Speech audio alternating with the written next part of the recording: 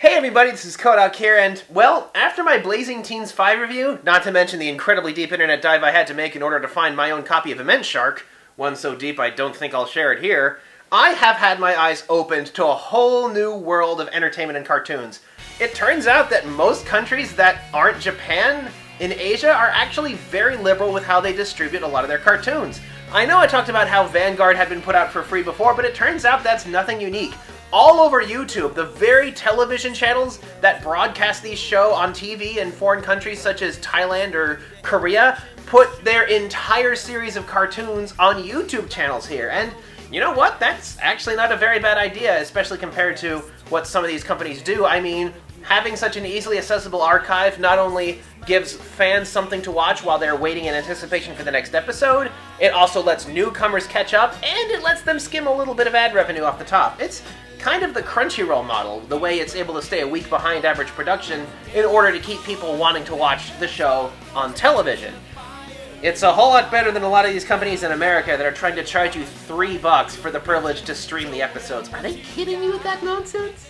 Although, make no mistake, there is a lot of chaff. A lot of these shows are pale imitations of the ones put out in countries like Japan or the United States. Pretty easy to suss these out because so many of them closely resemble those sorts of series. There's a bunch of Transformers clones, there are a billion Beyblade clones, you're seeing ones for things like Pretty Cure and other sorts of series like that. They're pretty easy to figure out. I mean, just pay attention to how many of these shows have somebody who wears a red jacket and a yellow shirt, just like Dan Kuso. It is frightening. Was Bakugan really that popular?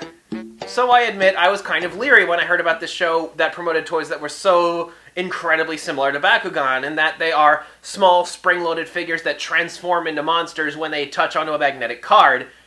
However, as I looked at it, I saw a lot of articles that were talking about it because of its homegrown nature and just how darn successful it was. So, is this a matter of national pride, or is there something more to this? Well, let's dig into Sonokong's Turning Mecard and find out.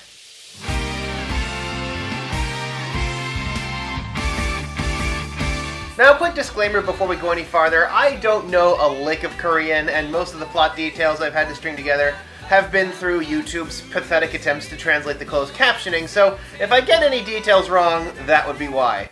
Well, since we're gonna go straight into the show, I might as well get my episode 1 cliche checklist ready. Let's see how high we can go. There's an urban legend going around town where people claim to have seen small toy cars that seem to move on their own as though they're alive. We meet our hero, Chan. Yeah, that's his real name. Whose father, a famous race car driver, has gone missing. One day at school, a mysterious transfer student with aqua-colored hair named Isabel is seated next to him in class. Chan later sees Isabel up to something in the middle of the night, and after following her, stumbles across one of these tiny toy cars named Ivan. Ivan is actually something called a mechanimal, which is a small car that transforms into a large fighting robot in battle. Isabel also introduces herself as a representative of Blue Land, a place from an alternate dimension. But suddenly they are attacked by minions of the evil Black Mirror, who demand that Ivan be handed over. Isabel tosses Chan what he needs to fight back, and a battle begins. While they initially struggle against the mechanimal Wugon, Chan and Ivan manage to turn things around with the power of their guts. After their victory, Chan and Ivan promise to be best buds forever, and our series ends with the sinister introduction of our villain. Wow, episode 1 had that many cliches to it?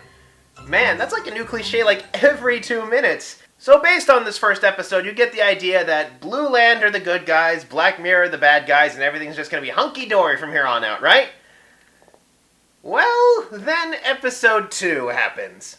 Episode 2 begins with the introduction of a character named Rion, who works for Red Hall.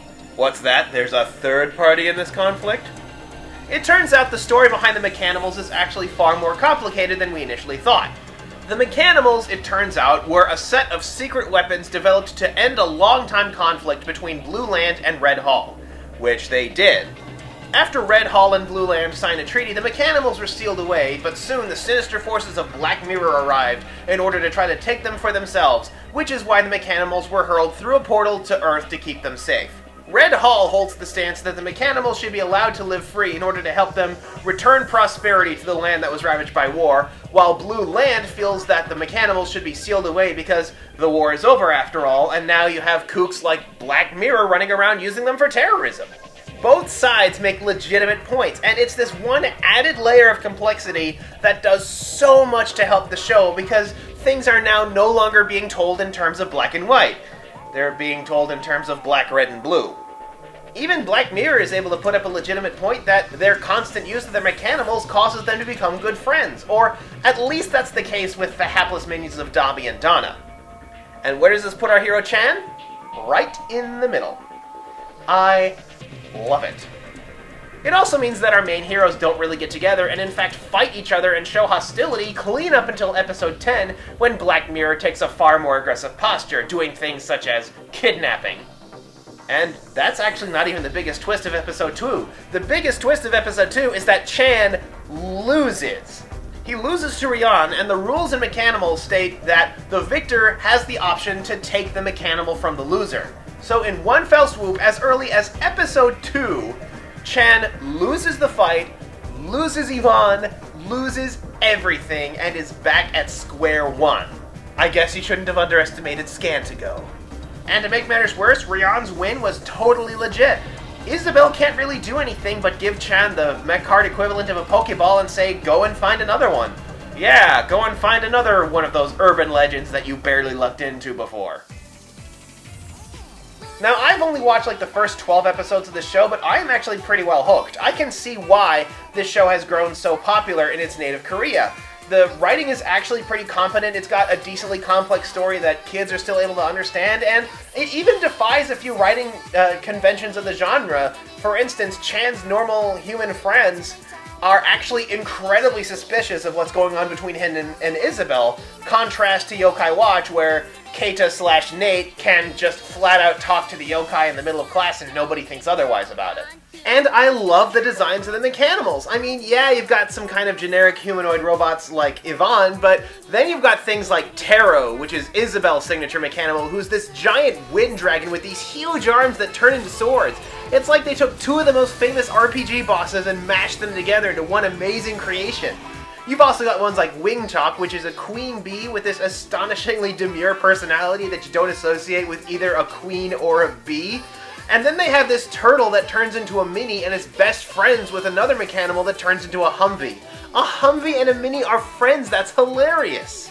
Speaking of Mecanimals, let's talk about the actual toys. Now, I am pretty certain that this is the real deal based on the fact that I have the original packaging and that it had a bunch of like extra stickers and stuff in there that I would never expect any sort of bootleg to go into the trouble of making. So, while I've had bootlegs in the past, this is most definitely the real deal. Now, this is a Mecanimal called Phoenix. It, like all of the other Mecanimals, is some sort of car. And I admit, while I first heard about these, I thought they were going to be like roughly the scale of like a Bakugan or a Hot Wheels car, but to my surprise, they're a lot bigger than these Hot Wheels cars. I mean, I guess this one's about the same length here, but you can clearly tell that it's a lot larger and wider and taller and stuff like that. So these are actually pretty big, which surprised me a bit. And they also have the nice bearing wheels, like the kind you find on like other Hot Wheels and stuff like that, the ones that spin really easily and nicely, which I guess you'd need to roll onto the card, but as far as being just a regular old toy car is concerned, this thing definitely performs thanks to those bearing wheels. Now, the set also comes with several of these turning Mecard opening cards. Now, they're a bit like the Bakugan gate cards, except that the metal portions are actually only in these darker red sections on the cards. So, only on the front and the back will the Mecanimals, which have a magnet in their front portion, will allow them to open up. So let's give that a try. Oh man, that was cool! Wow, that was actually pretty spectacular. I can see why these things are so popular because, I mean, the Bakugan, they land on the card and open up, but they kind of do it instantaneously, which takes away a little bit of the spectacle. This guy, upon landing on the card, not only lifted the card into the air, but it also jumped, got some decent hang time, and landed. That is just incredible. Not to mention, it flipped the card over automatically so we can read it. That is something that apparently all of these guys can do, is every single one of them flips the card. They can like jump in the air like this one did. They might do a barrel roll. They might stand up. They might flip over and grab the card. But every single one of them works by turning the card over. Oh, that's why it's called turning Mecard. But anyway, the attack power in this game isn't determined by a number that's printed on the character. Instead, it's determined by the card. You have an allegiance symbol on here, which in my case is Black Mirror. Oh boy.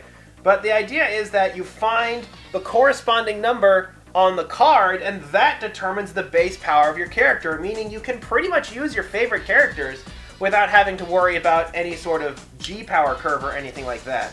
However, there don't seem to be any other special abilities. Like, you can also use these other cards here to boost up the power in the middle of battle, I assume. I wasn't really quite able to grasp onto the rules because, like I said before, I don't know a lick of Korean. But that means it doesn't really have the same depth that Bakugan has. But here's the thing, is these guys have absolutely nailed the spectacle that made Bakugan so appealing.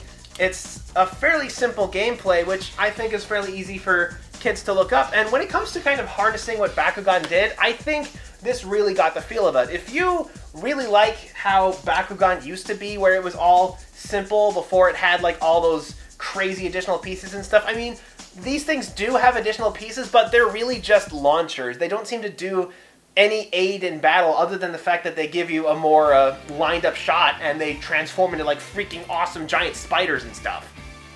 Now, I'm sure a few of you are wondering, will Turning Mecard ever see an American release, despite how closely it copies things like Transformers and Bakugan?